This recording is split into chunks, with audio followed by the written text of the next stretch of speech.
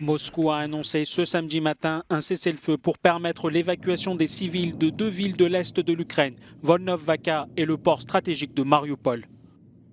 Alors que les bombardements russes continuent dans plusieurs villes, le président ukrainien Volodymyr Zelensky a vivement réagi au refus de l'OTAN d'instaurer une zone d'exclusion aérienne.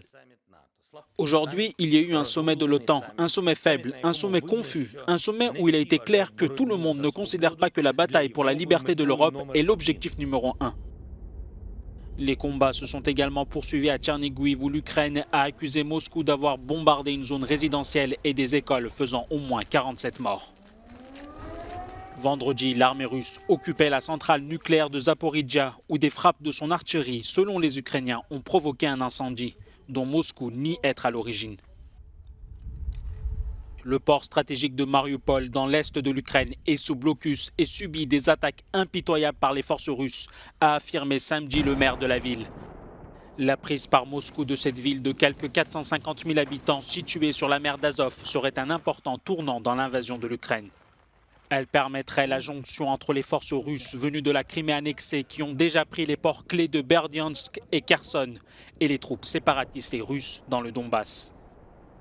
Selon la présidence ukrainienne, un troisième round des négociations pourrait se tenir samedi ou dimanche. Mais les chances de parvenir à des progrès paraissent extrêmement minces. Le président russe Vladimir Poutine ayant prévenu que le dialogue avec Kiev ne serait possible que si toutes les exigences russes étaient acceptées.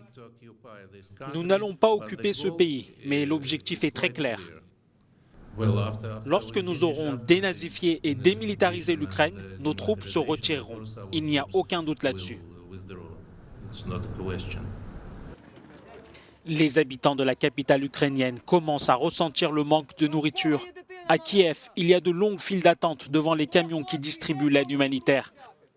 Le Programme alimentaire mondial a mis en garde vendredi contre l'imminence d'une crise alimentaire dans les régions affectées par la guerre en Ukraine.